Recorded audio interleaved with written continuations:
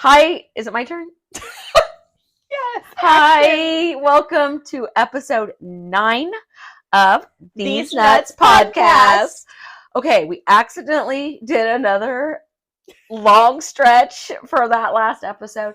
Next week, when we come back, we're going to get kind of back to our normal format where we both do a story in the same episode. The episode. Story, tale, gossip, whatever we're going to bring.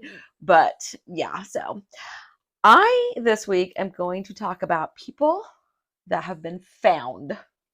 That have been found. So have gone missing. Okay. and are now back, which is a very, people that go missing, it's a very small percentage that are actually found. Right. But I thought these were some interesting cases that we could talk about. So the first person that I'm going to tell you about, his name is Gabriel. I think it's pronounced Nagy, maybe. I think it's pronounced however you want to pronounce it. Gabriel Nagy, Nagy. And he was a married father of 2, as you can see in this picture. And one day, this is how he goes missing. In January of 1987, he leaves work on his lunch break to go home for lunch, to have lunch with his wife. Just never shows up. To his wife or back to work? To his wife for lunch. If it was back to work, I would have been like, relatable, but yeah, let's just some PTO. Leave the man alone. Just kidding. The next day, they find his car on a deserted road, completely burnt. So burnt. Okay, I'm already intrigued because if he's found, he's not found yet. First, they found his car. But you gave us a sneak peek. He's gonna be found. That's true. The name of the show, Found. Found. Excuse me. A week and a half later, money is withdrawn from his bank account. How much money? It didn't say. I couldn't find. I looked for that. It's 1987. I bet not that much. You know? And usually withdrawing money, there's a limit. Right. So it's just like a red flag. Just like a red flag that they're like, okay, let's either that person, it's either him or somebody who hurt him or something. So let's find whoever withdrew that money. But the trail kind of goes cold. However, they do know that it was traced, the money that was withdrawn was traced to a purchase for camping supplies. And I got 2 tents and this cool camping stove I borrowed from Teddy. What about food and water? What about toiletries? So far, I'm thinking Mr. Nagy was on his way home from work and he's like, today was stressful. It's just this morning because he went home for lunch. Yeah. This morning was so stressful. I have got to go. I've got to get out of here. I mean, who hasn't had that day? But can you imagine just walking away from your life? He's a father. No. Even if you fantasize about it, like you're leaving your car, you set your car on fire. Why would you set your car on fire? It's so strange. So in 2007, so this is from 1987 to 2007. What's that? 30 years? 20 years. 20. The family decides to have him declared dead. They haven't seen him in 20 years. Yeah. Yeah. So when they go to have him declared dead, they have to do like a final check of his social security number, kind of like just a swoop to see. They find him. During his missing years, he had primarily lived on the streets until a pastor took him on as a caretaker and provided him a place to stay. So they don't know, did he have a psychotic break? Did something happen? Did he take off and then kind of things didn't go right? It's very strange. So when they told the family, hey, we found him. He's living in another state with a pastor as a church caretaker. The wife, the 2 kids, of course, that are now adults. I mean, however old they are, they're in their 20s, late 20s, early 30s now. So they wrote him letters. And like, we forgive you. We love you. We'd like to talk to you. Like, make this make sense. And gave them to him. And he cried and read them. And he did agree to speak to him. But they're still just like working to rebuild a relationship. They don't understand what happened in those. I have so many questions. Yeah. So this, just to recap, just make sure I'm hearing you correctly. It's strange. I know. He left work for lunch. for lunch, not even like for the day. Mm-hmm. And so I'm going to go home on lunch. His car, whether he had a psychotic break or he said, I just have to go, like I can't live this Mm-hmm. life anymore. But it wasn't to a better life. It was homelessness and Homeless. yeah. How far away did he end up? At least another state. Okay. Yeah. Okay, I was picturing like from Indiana to Illinois, from Texas to Arizona, because I mean Texas is a big state. Right. Yeah, that's true. I think it was Midwest. I'm so sorry. That's okay. That's okay. In the You should have 80s, Googled it. the states weren't even formed yet, so it was in the North Atlantic cod. I don't know what any of that means. It's a dinner.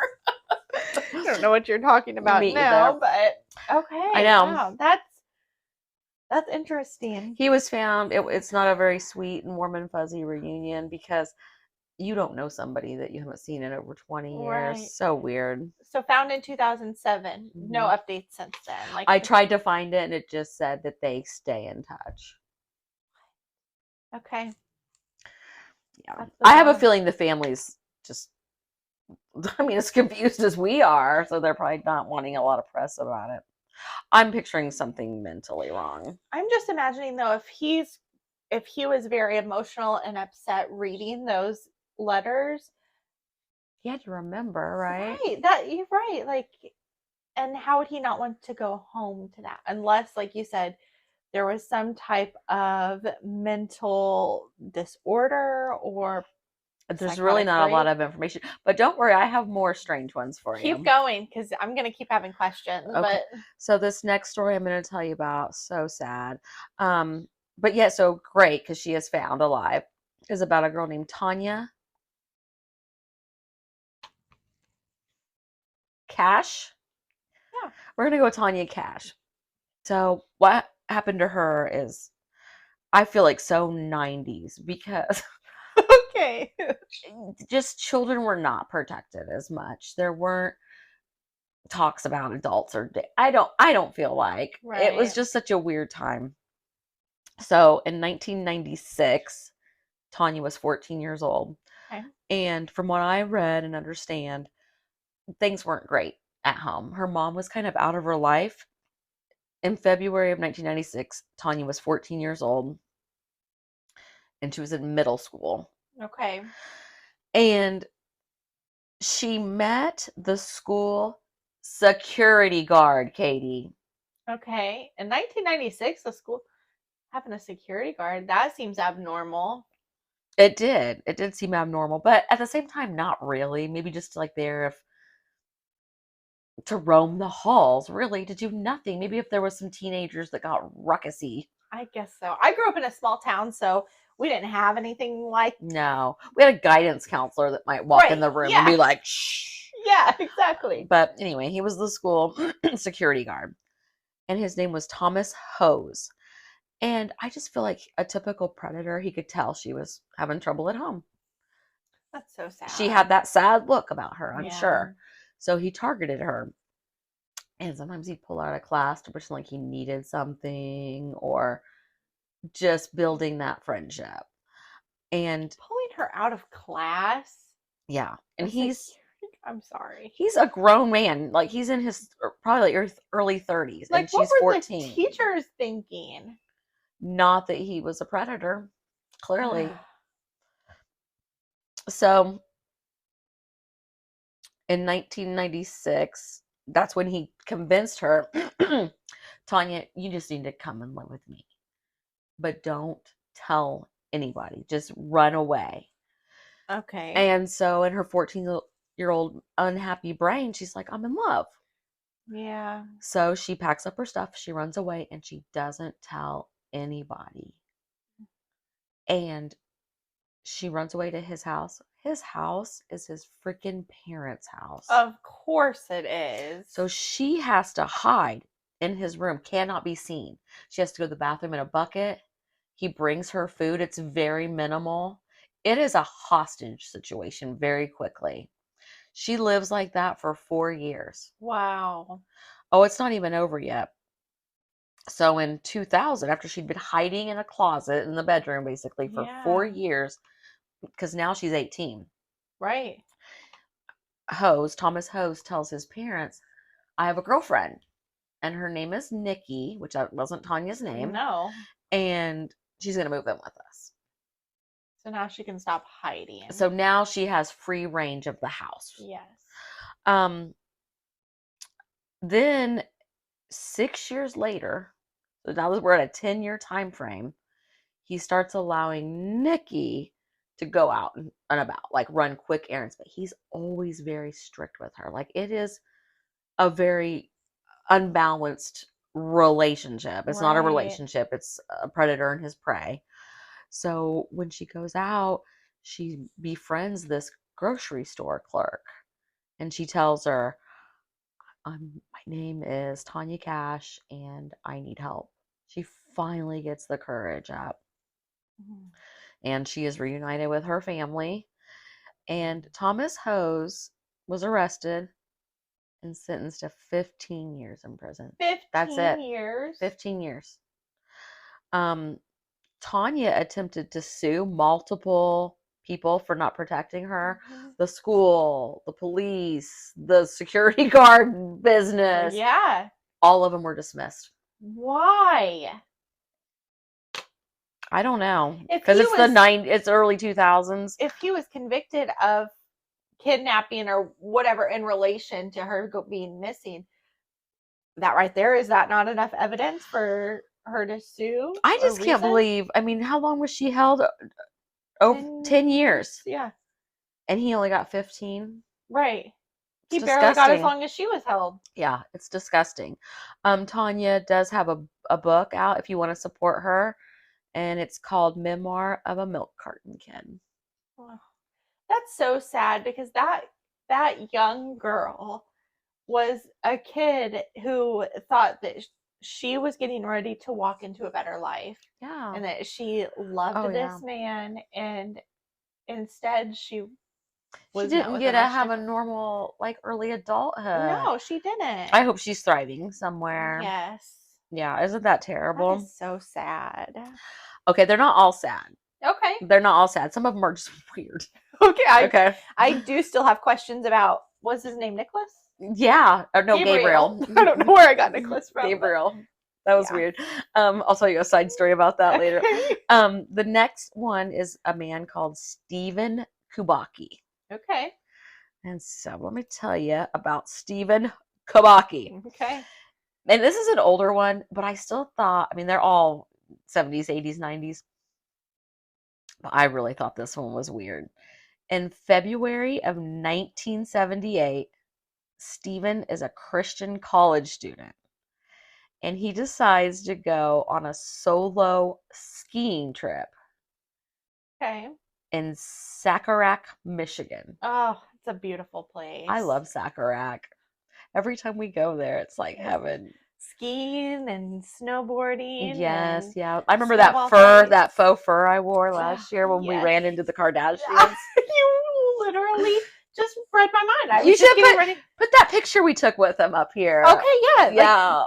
we had so much fun. Yeah. It was great. Chris, she just, you should see her on the slopes. Yeah. I'm your mother. Have you seen that new Megan Trainor video? No, but I did see she was in one of her videos. Okay, anyway, back to Stephen. In Sackawak. Yeah, in Sacarac, Michigan. Sacarac. Sacarac, I remember. I said Sackawak. Keep it clean. This is a family-friendly show. Okay, so picture it. 1978, Stephen is a college student, so probably 20-ish. Yeah.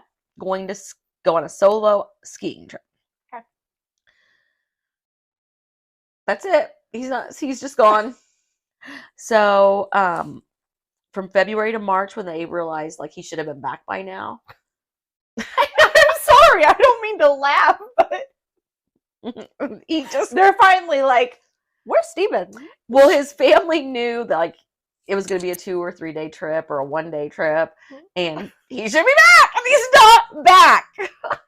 He's been skiing an awful long time. Yeah. So they alert the authorities, and an extensive search begins on the ground, in the air, They're helicopters. Search for Steven. Then it gets really bad because they find his skis and backpack, like right on the edge of where he could have fallen in and frozen to death. Oh. So that's what you think happened. Yeah. May, okay, from freaking February to May, and not the same year, the next May, a year and a half later, Okay. Stephen's father is at his house, like, I miss Stephen. When all of a sudden the freaking doorbell rings. I'm needed at the door. And he opens the door, If he had a icicle hanging from his nose, and there stands Stephen why did he ring the doorbell? for drama. Something you would do. For effect, he wanted to be on the ring cam. In 73? So what happened was it's a 73 ring cam. They were this big. They were just a mirror. Okay. Okay. So he rings the doorbell. Yeah, and there he is. He said he woke up in Pittsburgh, Massachusetts with nothing that belonged to him, wearing someone else's clothes, and had somebody else's notebooks. Disappeared in February of 78, wakes up in a field a year and a half later wearing different clothing. And having somebody's notebooks, that's first of all so random to have. And this field in Massachusetts happened to be 40 meters, I guess. Oh, How long is that? I wrote 40 meters. I don't know if that's true or not. We're going with it. From his dad's house. Like, not far at all. Oh, his dad lived in Massachusetts? Mhm. What? Yeah. No. No. What? He has allegedly said he has no memory of what happened to him from February of 78 to May of 79. And he has consistently declined interviews. And so instead, guess what Stephen is today? What? A psychotherapist and a novelist. And Stephen also has a book out called Goodle, Quantum, God, and Beyond. I'm suspicious. I think this was staged for his book. For his book? Yeah. It's called Goodle, whatever the hell that is. Quantum, which is like, Which is what? hi, Henry. I think it's time shifting or Oh. time travel. Oh, okay. Yes. Okay. God and Beyond.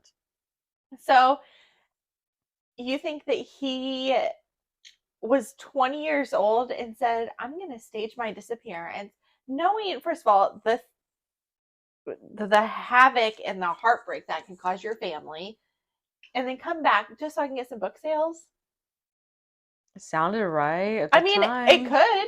I don't know. I mean, when you put it like that, that is so nuts, but I mean, he very well may be, but I can't think of any other plausible explanation unless he was deep into something really bad and that was the only way to. yeah, I don't know. Wow. Let me tell you about this next guy real quick. Okay. Okay, so the last one I'm going to tell you about is a gentleman named Lawrence Bader. And Mr. Bader I have a picture of him here too, if you can see behind Henry's tail. This is him, his wife, his 3 adorable children, Yes. and she's pregnant. Okay. So 3.5 kids. Yeah, okay. So March 15th, this one is old. It's an oldie, but it is a goodie. Okay. Okay.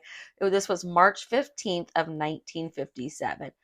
Mr. Lawrence Bader decides to go on a solo fishing trip.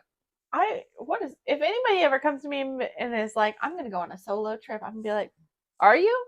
When are you coming back? In 1957? Right. I mean, I know I have people in my life that like to fish or like to go camping or like to do stuff that's away from home, but it's like a thing they do that's a routine, if that makes sense, and it's like maybe at the local lake or the local campground. Right. But this guy's got 3.5 kids in one day, just one day. He's like, I think I'll go on a fishing trip. I'm by myself. So, but it gets even better. So he goes on this trip. He has, like I mentioned, 3 kids, a pregnant wife, but also a lot of debt. And the boat that he's taken fishing is rented. Okay. So it's not his boat. And this all takes place in Akron, Ohio, when Mr. Lawrence Bader is 31 years old. 4 days later, on March 19th, 1957, a gentleman named John Fritz Johnson makes his first TV appearance in Omaha, Nebraska. Akron, Ohio, Lawrence Bader goes missing. 4 days later, John Fritz is in Omaha, Nebraska, declaring he's a TV personality. He gains attention because the town in Omaha is raising money for polio. I'm sorry, I don't know why I couldn't say that. Which polio was an issue in the 50s, like our COVID pandemic today. Yeah. And you would go up on this pole, and it did have a base. And whoever stayed up there the longest, it would just like keep raising money for it. I'm sorry. I don't know why there was a little bit of a delay in my brain, but polio and pole. I know maybe that's why I got stuck. Yeah. That's not funny. Okay, but anyway. I'm sorry, I didn't mean to laugh. So let me tell you now about Fritz Johnson, Yeah. the new TV personality in But Omaha, it just Nebraska. Appeared out of nowhere. Appeared out of nowhere. All personality. He buys a hearse when he gets to town, and he fills it with pillows and blankets and booze, and he calls it his hunting wagon. I just had a flashback to Mr. Herb Baumeister. Yeah. Oh, this guy's no Herb Baumeister. He's slaying the chicks in this hearse. He is the stud of Omaha, Nebraska. So the Nebraskans are into the hearse man, whereas the Indianans, we said no thank you. We're like, you're crazy. Yeah. So that was from 57 to 58. In 1961, he settles down. Okay. And he marries a 20-year-old woman. Keep in mind, he's probably 35 by now. Fun fact, in 1964, so he's been gone years. Right. He gets a tumor in his eye, and he has to have his eye removed. Okay. And so he wears a patch, and it just makes him more popular on TV. Sure. Yeah, he just plays it up, and ahoy matey! No, I made that. Ahoy matey! I mean, in the 50s, they don't have all the entertainment that we have with TikTok and social media and cell phones and everything today. Yes. So that probably was like, oh, this is something fun and new. You're exactly right. There wasn't all this other stuff, so local people were big time celebrities, and that was Fritz. That's what we're trying to do today. Yes. Take us back to the 50s. Please. So he's living this whole other double life. Well, in 1965, so it was from 57 to 65, so that's what, 9 years? Mm-hmm. He just does it. He just disappears from being Lawrence. 4 days later, turns himself into Fritz. Well, let me tell you how he gets busted. Busted. Yes. Busted big tail. Damn, big tail. On February 2nd, 1965, Johnson, who liked Bader because they're the same person, right, was an archery enthusiast. Kind of a random thing to be into, but they're both into it. Okay. So he's demonstrating archery equipment at a sporting goods show.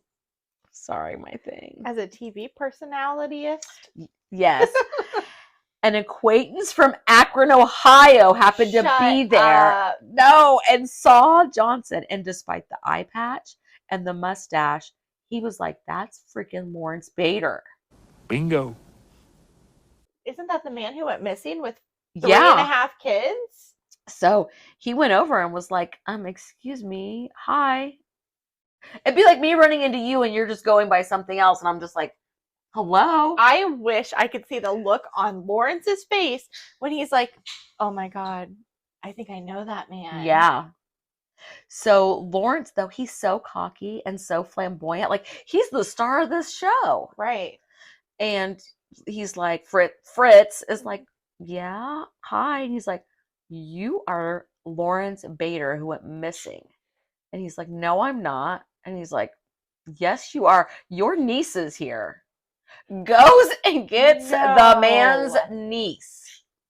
And she's like, Uncle Larry, what is going on? Stop. He still denies it. So she goes back, because there's not cell phones or anything, gets on Right. the phone, calls her dad and her uncle, his two brothers, and is like, you guys, I You better. found Uncle Larry. I'm dead ass. What? That's what she said. Indirect quote. Indirect quote. I'm dead ass. Uncle Larry's here. Oh my god. And he was just like, man, you have got me mistaken She's with lying. someone else. I have never seen you before in my life. Yeah, they weren't buying it.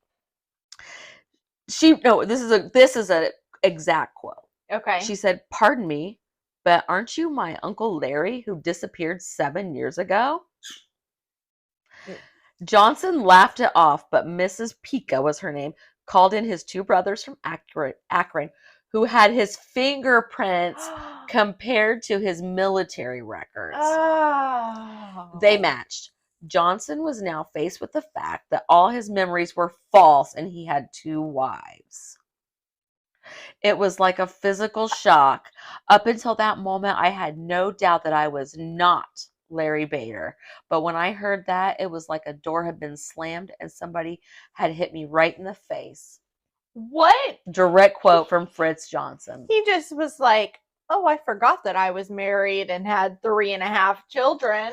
So he is claiming he really did not know. Okay, here's a couple theories. One, whatever was going on with his eye and that tumor put pressure on. He forgot completely who he was. Woke up in another state 4 days later and decided to be a TV personality. Or theory number 2, he got bored with his wife and 3.5 kids and decided to go be a slut and a TV personality. And that's the one I'm going with. That is just, like, I've heard, mostly on TV shows, which are not at all factual, Mm-hmm. but, like, you know, like, a person will get a brain injury or get hit in the head or something and wake up and they speak a new language. I have heard of that too. You know what I mean? Like, Yes. they just, something clicks in their brain and all of a sudden they're just speaking German. I'd freak out. But this man wakes up 4 days later after on a boat. And I don't he's know. like, man, I feel like I'm supposed to be in Omaha, Nebraska. I know. Yeah. I just thought, if I find this kind of stuff interesting, like what happened to mostly these two, where it's like, are you telling the truth or do you just want to start a new life? There's no way that he couldn't have known, because how would he, first of all, in Nebraska, if he's suddenly Fritz, where does he live? Right. Like, Fritz has a home, right? Yeah, he lives somewhere. Yeah, you have to have it together enough to be like, okay, I got to get a job. I got to get a house. I got to get a car. I got to, Yeah. He was like, I'm just going to fake it till I make it. And there was no record of him ever just waking up one day and going to the hospital saying, something seems off. I don't know where I live. I don't know my name. I don't know where I am. Yeah. Wow. What? It's true story. True story from the 50s. That one might be my favorite. Oh, good. Well, I'm glad you liked it. That is all I have for this week. You did just really quick remind me of an article that I read not too long ago about something very similar. Oh, tell me. So it was a little while ago, so I don't remember all of the details, but this woman who is now, I believe, in her 80s, I'll see if I can find it and send it to you. Oh, yeah. I believe she went on, so she was married. She went on vacation or something to Mexico or Puerto Rico or something, and would vacation there a lot. Well, one time she just never came home. Her husband was still there. She was vacationing. She never came home. And recently she was found in a nursing home. In the nursing home, she had become very close with a nurse. I want to say it was in Mexico. So we'll say Mexico. And was like starting to ask her more questions, but kind of the same thing. Like, she wasn't really sure of who or where she was from, but got back in contact with her husband, and kind of similar to Brian's dad. Yeah. You remember Brian? Yeah. He said best wishes. Essentially, he basically said, "I'm glad she's doing well, but like I don't really have any desire or intention to see her. It's been 40 years. Right. We spent the first half of our lives together, but then all of a sudden she's just Yeah. gone." But why? I don't know, but I did read something like that, so that's kind of interesting. Yeah. That's what you did your story on. Found. Yeah. There's so many more. I don't know if you remember the Amanda Berry story that was found. I should have included that. She was a young woman that was kidnapped, I think in Ohio as well. And she was kept like 10 years with 2 other women, and they escaped because she was brave enough to kick through the door one day when he was gone. Those stories, those ones are very sad. I mean, I'm so sad for all the years that they lost, but so grateful they're alive. Right. The people that just were like, I'm just going to start a new life and nobody will ever know. I think we all fantasize about it, but who has the actual audacity to do it? Not me. I'm gonna ride this one out and think they couldn't be caught. But please, go check out our other episodes. This bird just bit me. And like and subscribe. It helps us so much, and we really do work hard on these. So. Yes, and I feel like we've got some good things coming up. We've got some good episodes prepared here in the future, but I don't have any inkling that we're going to stop anytime soon. We're gonna keep at it. So send us the things that you want us to talk about. We would love to get an email and some suggestions and stuff. Yeah, you got one and you've rolled with it, and it turned out to be a really great one. Yep. So keep them coming, and like, subscribe, share.